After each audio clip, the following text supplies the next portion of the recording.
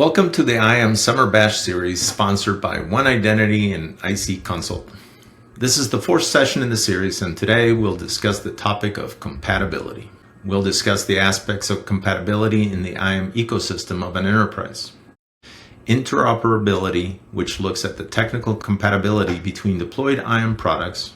Integration, which addresses compatibility from a holistic perspective when IAM products are integrated into the enterprise. And we'll look at other compatibility concerns, such as vendor lock-in, security, compliance, and automation. IC Consult is the largest IAM specialized consulting firm in the world. We're proud to be partnering with One Identity this summer to bring you this webinar series. I'm Archie Patrick. I currently work for IC Consult, managing a team that ensures successful delivery of IAM implementations for our customers. I have been designing and implementing IAM systems for over 25 years. I hope you find this discussion informative. Managing and governing appropriate access has been a concern since computers began to be used for research and business. Initially, we were concerned with securing and managing access within one computer, protecting only the operating system or an application. Now, the entire enterprise ecosystem relies on more sophisticated protection such as IGA, PAM, federation, single sign-on, multi-factor authentication, etc. Therefore, compatibility became an important concern when IAM is integrated into the enterprise, especially since these IAM solutions work in unison.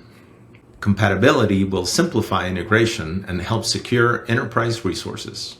Having an IAM fabric with a compatible infrastructure will smooth out the implementation process. And standard protocols will ensure consistent and secure communication and facilitate automation. Compatibility challenges can be grouped under the following categories. Interoperability describes the compatibility of protocols and data formats used to communicate and perform work among various IAM products. Integration in our case refers to identity and access management for enterprise systems performed by IAM solutions. Here, compatibility issues create systemic problems for the enterprise. IAM solutions integrate well into the enterprise when they have a large library of connectors to simplify deployments.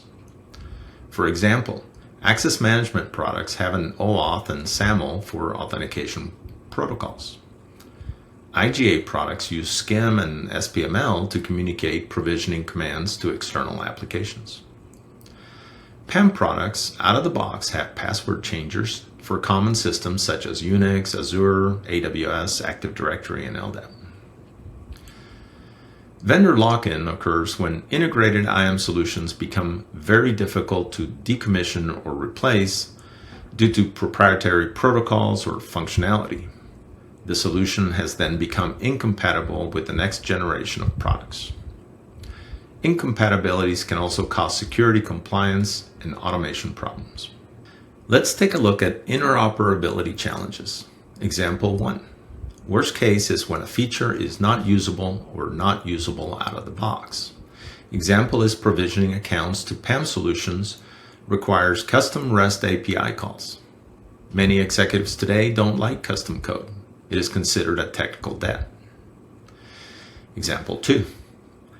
IAM software and cloud-based solutions often require custom scripts to provision and change passwords. An on-premises IGA solution provisioning ServiceNow accounts, for example. Example 3. Product connectors may implement a subset of attributes or object types. Implementation teams are then required to write custom code to implement what is not supported out of the box. Therefore, we need to apply some strategies to address any hurdles with interoperability as follows. First, while gathering your requirements, make sure you have technical details in view. Look at the interfaces that the products will implement. Next, perform a vendor assessment, and once you have a short list of contenders, do a compatibility assessment and a POC for the more complex integrations. For example, for an IGA product integrated with an access management product, you would want to know what appropriate protocols the product supports to ensure your requirements can be met. If you have a requirement for high assurance authentication using adaptive multi-factor, then that requirement would likely need to be proven through a POC. Ideally, for those unique cases, the product will support them with out-of-the-box components. Another wise strategy is to have a team of trusted advisors, IAM experts who are experienced, having completed many IAM deployments. Next, let's look at integration challenges. In today's enterprise, most systems are interdependent, have to integrate with each other, and IAM software is no exception. Integration with other IAM solutions has become very important as the IAM systems and infrastructure are the core to a secure, compliant, and efficient access management ecosystem. For example, an access management product consumes what an IGA product provisions and is crucial to provide appropriate access at the right time. For a use case where temporary access is provisioned in real time, the workflow and orchestration must be quick and secure. Integration in a hybrid on-prem and cloud enterprise also poses challenges. For example, say we have an on-premises IGA. It is designed and implemented to integrate Workday as a cloud-based solution, and it is the IGA system's authoritative source. If the integration being implemented is through a CSV file delivered via file transfer, it would not be very secure or efficient, especially for near real-time provisioning. Another example is for integration of cloud-based IAM solutions managing identities, permissions, or access for on-prem legacy apps.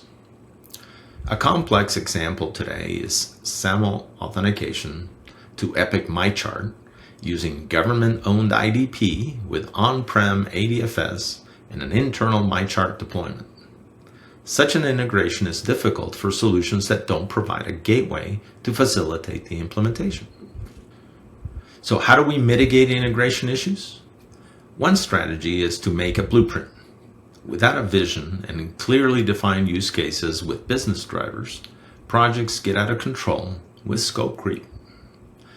Another strategy is to inventory your applications and understand their importance in the enterprise.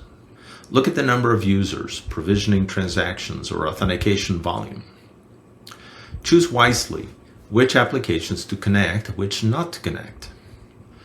For IGA, not all applications have to be integrated to automate provisioning. Manual interfaces for provisioning are okay for low-impact, low-transaction volume applications. For access management, integrate only the ones which can be configured to support standards like OAuth or SAML. Avoid custom authentication mechanisms. IAM is now a crucial foundation to the success of governance, cybersecurity, and compliance. Plan to build an identity fabric. Some say it is the promise to no code and standard integrations. Again, like other compatibility challenges, work with a trusted advisor. IAM is an established IT discipline, and there are people that have made a career out of it. At the minimum, do a vendor assessment. Next up is vendor lock-in. Identity management solutions may tightly couple with specific vendors' technologies and proprietary features, making it difficult to migrate to other products when the current solution is no longer able to meet new requirements. Example 1. Non-standard software and proprietary features or protocols that would need to be redesigned in the event of a product replacement. Example 2. We can also find it difficult to migrate out of a product because of data, forms, reports, workflows that cannot be easily exported in a human-readable format. Example 3. We can get locked in when we purchase a complete suite and make use of unique features that are tightly coupled with other components of the suite. Vendor lock-in is almost unavoidable, and migration is difficult and costly due to incompatibilities produced by being locked into a particular vendor's product. When looking for the right product, look to buy for the long run. carefully evaluate to make sure you're aligned with the vendor's long-term strategy of their product. Ensure the vendor's stability and reputation in the industry. Ensure an active development cycle and enhancements roadmap are in view. Ensure the vendor has quality documentation and technical support. Custom work sometimes is required. Keep it to a minimum. Lean heavily towards configuration versus customization. Be reluctant to embrace products with prescriptive processes that change your enterprise's ways of working. Ensure that the products have a mechanism to export data, configuration, policies, forms, workflows to a standard human readable format. Compatibility will also cause issues with security, compliance, and automation. For example, custom code can create security vulnerabilities. Much custom code is developed quickly during an implementation. Security assessments for vulnerable custom API calls is not always performed. A compliance violation could happen when clear text CSV file integrations are implemented, which could inadvertently expose PII or private health data, violating HIPAA regulations. Automation requirements could be hampered when manual actions in workflows are introduced due to incompatible interfaces. To avoid these pitfalls, perform health checks. Examine the current IAM for chronic issues. Verify latest versions of product, supporting software, databases, directories, operating system. Validate custom code. Reduce the attack surface. Disable any unused APIs and features. Testing can reveal compatibility issues as well. During implementation, ensure system integration testing, user acceptance testing, load and stress testing are completed. Cybersecurity testing can also be performed.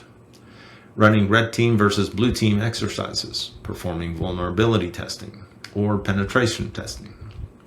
Another strategy is to reduce complexity. Simple solutions are elegant, efficient, and secure solutions. Some implementation vendors have templates, best practices, and solution templates that have been tried and tested. Copious logging and monitoring is an essential strategy as well, which can aid in identifying the compatibility issues. Compatibility issues can throw a wrench into the IAM works, but with careful planning, attention to details, and expert advice, implementation nightmares can be avoided. I hope the information provided has been helpful. Next, we will do a Q&A session. Great. Thank you so much, Archie. So we do have a few questions. Let's see how many we can get through here. First set of questions is about trends. Do you see something where IAM solutions are working harder to be more easily integrated, or are they becoming more siloed? What do you think? That's a really good question. The industry itself is very mature. We've been doing this now for a long time. I've been part of it from the early days, and I can tell you that things were very siloed early on, as there were very few products in the market, and as the products became better and more products available, the various vendors by necessity had to become very integratable, if that's a word. They have provided a lot of ways to become easier to implement. It used to take a couple years to implement an identity and access management system, for example. Nowadays, we can implement very quickly thanks to how easily the systems can be deployed, and they have installation mechanisms that are quick. Vendors have also become very good and trained at doing these implementations. So that's being integratable is key to the success of a product. Thank you. Yeah, and there's other things as well. You know, standards have come along.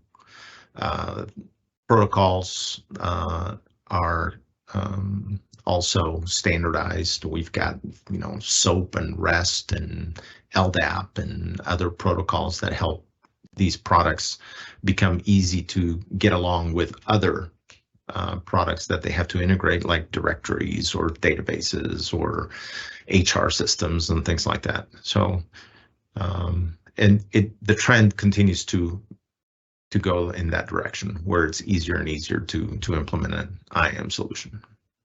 Good to know. Thanks.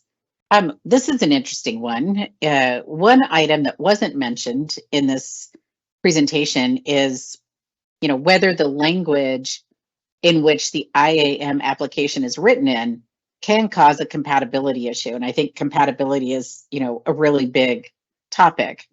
Can you comment on that, please? Yeah, language used to be a bigger problem. Some systems were written in COBOL or Java or C, and those languages would not communicate very well with other languages. And so a lot of custom code had to be written and so on. Nowadays, it's a lot easier, specifically because of some of those same protocols I mentioned a little bit ago, like SOAP and REST and LDAP. We can communicate with other systems that are written in other languages. So the language problem is not there as much, and it does come into play when you have to write scripts in your implementation. If those scripts, say, are written in PowerShell in a Microsoft environment, and then you're migrating to another platform with another product written in Java, and they use Groovy or Bean Shell or something else, or JavaScript, then it becomes a problem, because now you're having to migrate code from one scripting language to another. So again, going back to what was in the presentation, that we prefer to do configuration versus customization. As soon as you start getting into customization, you're going to add technical debt, and things will get harder in the future when you want to migrate out of a certain product. Isn't that the truth? Yeah. Customization always does that. Other things on compatibility. What compatibility issues could an enterprise encounter when using virtualized infrastructure for IAM product deployment? Well, that's the world we live in, and everybody's now used to using virtualized environments in the same way that we work virtually. So the products themselves can be deployed in these virtualized environments. I don't think that's an issue there. I think the issue with compatibility comes into play when you talk about vendor lock-in in the virtualized environment space. So you definitely don't want to align your deployment patterns to some of those vendor-specific virtualized environment concerns. So if you're using VMware or AWS or Azure, you want to stay pretty generic in the way you use the environment. Try to live above the operating system and implement in that manner. So don't use any patterns that would use the vendor's virtualization specializations. That makes sense. And then there's other strategies you can use. You could deploy to a Docker container the implementation. It's more difficult, it requires more talent, but then it becomes really portable at that point. But again, it requires more specialized technical talent to do those kinds of things. Thank you. I think this is the last question that I have. How can you best identify whether an IAM solution will integrate well with your established IAM program? Okay. I think that you need to create a project before your project. So you need to define your requirements early on, very detailed, with lots of technical requirements spelled out, and take that and begin to look at the whole gamut of products that you're looking at, whether it's PAM, IGA, whatever it is, and then begin to systematically examine each one of those products. Eventually do a POC with a product with the more challenging requirements that you have on the list. So create that project ahead of time, and that will save you a lot of grief when you actually go into the implementation, get it integrate. Other things to do is talk to other organizations in your space. For example, if you've got a healthcare organization, talk to other healthcare organizations and see what products they're using. Talk about what challenges they had with integrating into their space. So yeah, those kinds of things. Sounds good. That's all the questions I have for today. Archie, thank you so much for a very informative presentation, and look forward to continuing this conversation. You're welcome. Have a good day.